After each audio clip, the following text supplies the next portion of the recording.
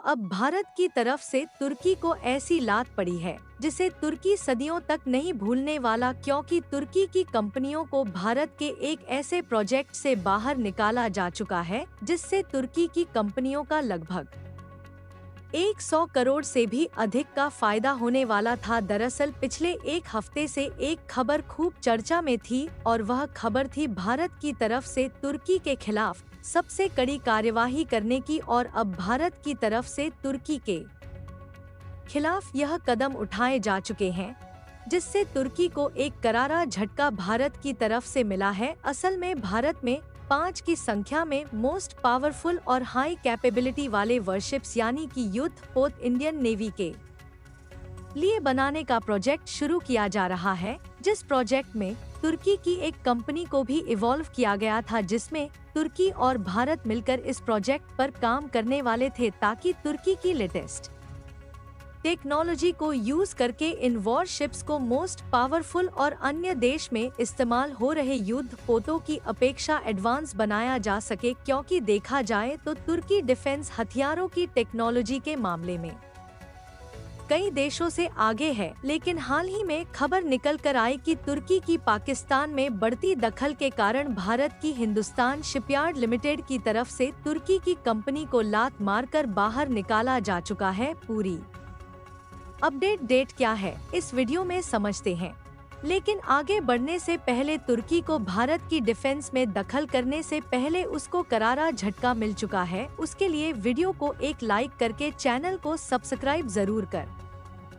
लीजिए, क्योंकि यह आपके लिए 1 सेकंड का काम है लेकिन इससे हमारी काफी बड़ी मदद होती है। देखिए, इस समय भारत समुद्र में अपनी पकड़ बनाने के लिए नेवी पावर को मजबूत करने में जुटा हुआ है ताकि चीन जैसे देश के इंडियन ओशियन और बी ऑफ बंगाल में बढ़ती दखल को कड़ी टक्कर दी जा सके और आगे चलकर चीन जैसे देश भारत पर हमला ना कर सके, क्योंकि देखा जाए तो लगातार चीन इंडियन ओशियन और वे ऑफ बंगाल में अपनी एडवांस सबमरीन और स्पाई शिप को डिप्लॉय कर रहा है। तो ऐसे में भारत को भी हिंद महासागर में अपनी इंडियन नेवी पावर को बढ़ाना जरूरी हो चला है और इसीलिए पिछले साल यानी कि 2023 में इंडियन डिफेंस मिनिस्ट्री की तरफ से हिंदुस्तान शिपयार्ड लिमिटेड को 5 की संख्या में एडवांस और लेटेस्ट वॉरशिप्स यानी कि युद्धपोत बनाने का कॉन्ट्रैक्ट सौंपा गया था, जिसमें हिंदुस्तान शिपयार्ड लिमिटेड ने तुर्की की एक फर्म के साथ एग्रीमेंट किया था, जिसमें तुर्की के इंजीनियरों को भारत में आकर इन जहाजों की डेवलपमेंट में हिस्सा लेना था ताकि भारत की इन जहाजों को एडवांस और लेटेस्ट टेक्नोलॉजी पर डेवलप किया जा सके, क्योंकि देखा जाए तो तुर्की टेक्नोलॉजी के मामले में काफी आगे है। बल्कि भारत की तरफ से सीधा तुर्की को पेट पर लात पड़ी है, क्योंकि इस परियोजना की अनुमानित लागत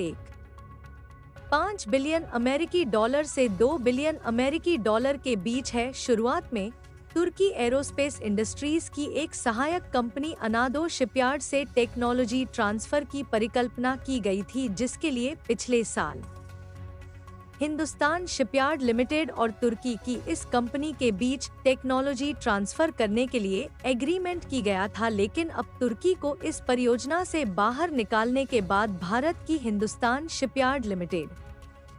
खुद इसकी डेवलपमेंट पर काम करने जा रही है। हालांकि इसमें कुछ क्रिटिकल टेक्नोलॉजी की जरूरत पड़ेगी, तो उसके लिए फ्रांस और ग्रीस जैसे देशों से भारत की यह कंपनी मदद लेने वाली है। वहीं भारत ग्रीस के साथ अपने संबंधों को मजबूत करने में जुटा हुआ है ताकि जरूरत पड़ने पर ग्रीस की मदद ली जा सके। और अगर आप ध्यान दें तो पिछले साल 2023 में प्रधानमंत्री नरेंद्र मोदी की ग्रीस यात्रा ने दोनों देशों के बीच सहयोग का रास्ता खोला है। वैसे आपको बता दें कि जिन जहाज का निर्माण FSB यानी कि फास्ट सपोर्ट वेसल्स प्रोजेक्ट के तहत किया जाना है, यह जहाज युद्ध पोत की तरह खुद लड़ने के लिए नहीं इस्तेमाल किए जाते हैं, बल्कि एयरक्राफ्ट कैरियर और युद्ध पोतों के लिए फ्यूल, खाने पीने की वस्तुएं और टेक्निकल सपोर्ट मुहैया कराने के लिए इस्तेमाल किए जाते हैं। और जो fast support port vessels develop किए जा रहे हैं, इनका साइज लगभग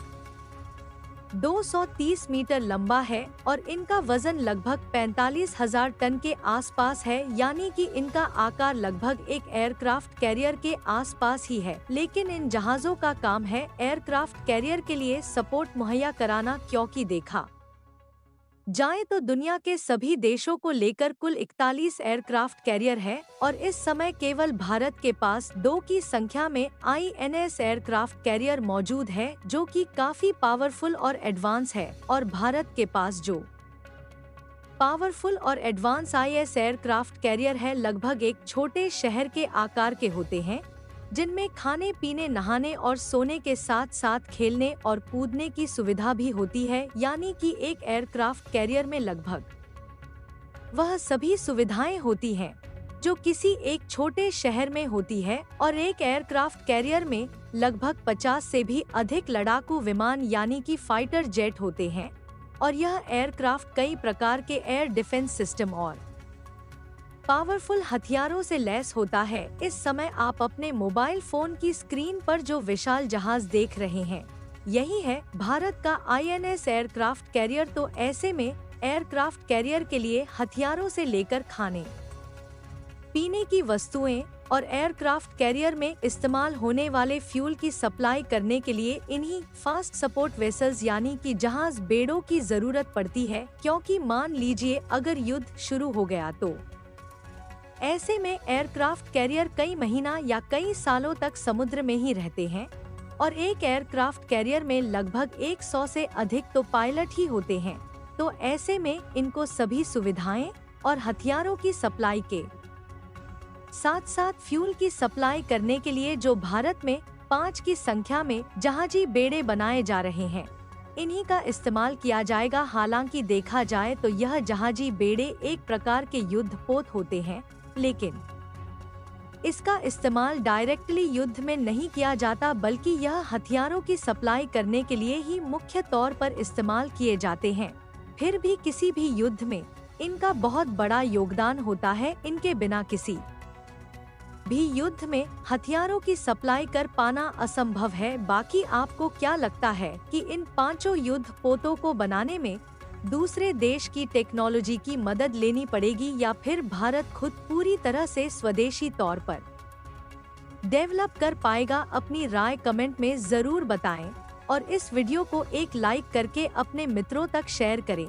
ताकि उन्हें भी जानकारी मिल सके। इसी तरह और भी नॉलेजेबल वीडियो देखने के लिए चैनल को सब्सक्राइब करके बेल आइकन को ऑल पर जरूर सेलेक्ट करें। जय श्री राम।